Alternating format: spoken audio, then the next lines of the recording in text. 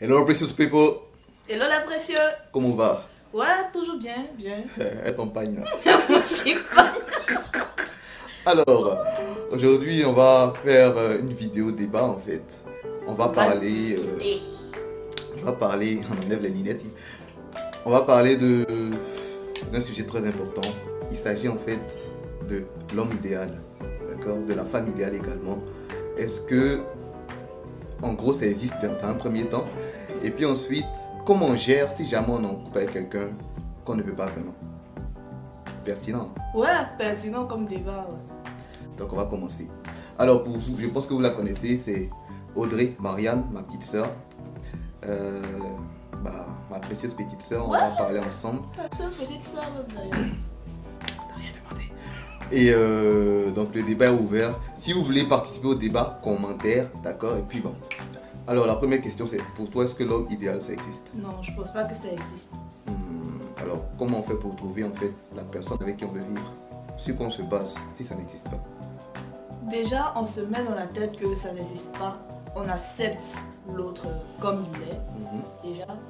Et on trouve des compromis. Moi, je pense qu'une relation s'est faite à base de compromis, en fait. Des compromis. Alors, ça veut dire que la personne, tu ne connais pas. Bon, il vient, il te drague, il dit, moi je suis fan de toi, tout ça.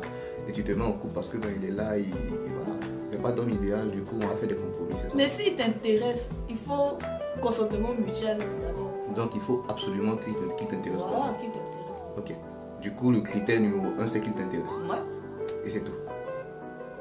Ouais. Tout le reste, c'est une question de compromis. Hein. Ouais. Donc, c'est une question de compromis. Ouais, c'est une question de compromis. Apprendre à se connaître, apprendre à connaître l'autre, voir dans quelle mesure X ou Y peut te permettre d'avancer dans la vie. Et puis, comment est-ce que toi aussi tu peux permettre à la personne d'avancer? Parce que c'est une relation à deux. Il ne faudrait pas que ce soit unilatéral, quoi. Yeah, ok. D'accord. Bah écoutez, vous pouvez répondre à cette question déjà. La question c'est, pour vous, est-ce que l'homme idéal ça existe? Et puis, quels sont les critères pour savoir si la personne est la bonne? D'accord. Vu que c'est un débat, je donne comme ça sommairement mon avis. Effectivement, l'homme idéal pour moi ça n'existe pas parce que personne n'est idéal. D'accord. Tout le monde est imparfait. Donc, il faut apprendre à accepter tel que nous sommes. Et le premier critère pour pouvoir choisir quelqu'un, ça dépend de chacun. Le premier critère, comme je disais tout à l'heure, c'est vraiment il est personnel. D'accord. Pour certaines personnes, c'est la crainte de Dieu. Pour d'autres personnes, c'est l'OV. Mais le LOV, ça compte énormément. C'est-à-dire qu'il faut absolument que tu puisses ressentir quelque chose pour cette personne-là, qui ait un minimum d'attirance. Autrement, quand la personne va commencer à zaïr, et ça arrive très souvent, Très très souvent. bah, Tu n'auras pas la force, en fait. de pouvoir supporter. Supporter. En amour, il faut supporter. That's the way. Et si tu peux pas supporter, c'est que c'est pas bon, quoi. Il faut déjà avoir cette force-là. Et cette force-là, elle est tirée de l'amour que tu as pour cette personne. That's the way. La deuxième question, je vous laisse répondre aux commentaires. Vous êtes avec quelqu'un que vous aimez pas, pour de vrai. Vous êtes avec cette personne-là et...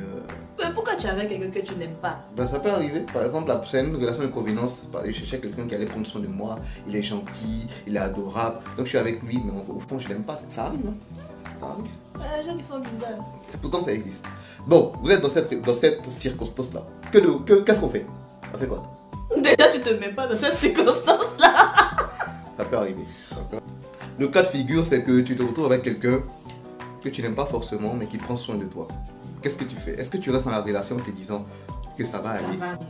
Ou bien est-ce que tu décides de partir pour ton épanouissement? Mais si depuis ça devait arriver, je pense que ça serait venu, quoi.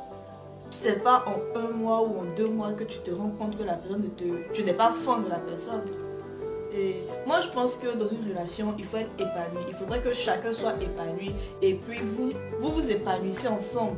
Si toi tu n'es pas épanoui, malgré tout ce que l'autre pourra t'apporter, tu seras toujours pas épanoui, quoi. Donc c'est pas la peine. Tu dis ouvertement à cette personne, non, tu ne me conviens pas. Et puis tu la laisses tranquille. Parce que tu bloques son destin aussi. Tu regardes de cette personne-là quand même. D'accord. Ok. Bah écoutez, qu'est-ce que vous en pensez? Est-ce qu'il faut se retirer? Est-ce qu'il faut rester? Est-ce qu'il faut partir? La question est ouverte. Arrêtez de faire souffrir enfant des gens. Tu l'aimes pas, faut le laisser. Tu n'aimes pas, mais tu laisses pas. Ah, tu es attaché que ça va venir. Non, mais je veux dire, tu bénéficies de ses largesses. C'est pas évident de tout couper du jour au lendemain. Du coup, j'ai envie de dire, même si tu n'es pas fond de lui, tu es fond de ce qu'il a, de ce qu'il te donne. De son attention, de son argent, tout ça. Si tu es fond de son attention, tu vas tomber fond de lui forcé. Mais c'est pas, ça marche pas comme ça. Hein. Ça marche pas comme ça. Les sentiments sont des choses qui ne se programment pas, qui arrivent comme ça et qui te surprennent. J'ai envie de dire ça comme ça. Et souvent, c'est pas si évident de disconnecter. L'amour, en fait, c'est de vouloir le bien-être de l'autre. Et c'est très égoïste d'être avec quelqu'un pour ce qu'il te donne. Parce que finalement, quand lui va te demander, tu auras l'impression de forcer pour lui donner. Tu vois. Et ça, ce n'est pas correct. Parce que quand tu agis comme ça, le gars, il ressent que ce que tu lui donnes là, ce n'est pas... C'est pas ton maximum. Voilà, et c'est vraiment, ça vient pas vraiment de ton cœur. Et ça, il le ressent, ça ne le rend pas heureux. Donc finalement, tu es avec quelqu'un que tu ne rends pas heureux. Et ça, c'est tout sauf généreux. Ça rime en plus. Heureux, généreux. Tu es fort. Oh, Seigneur.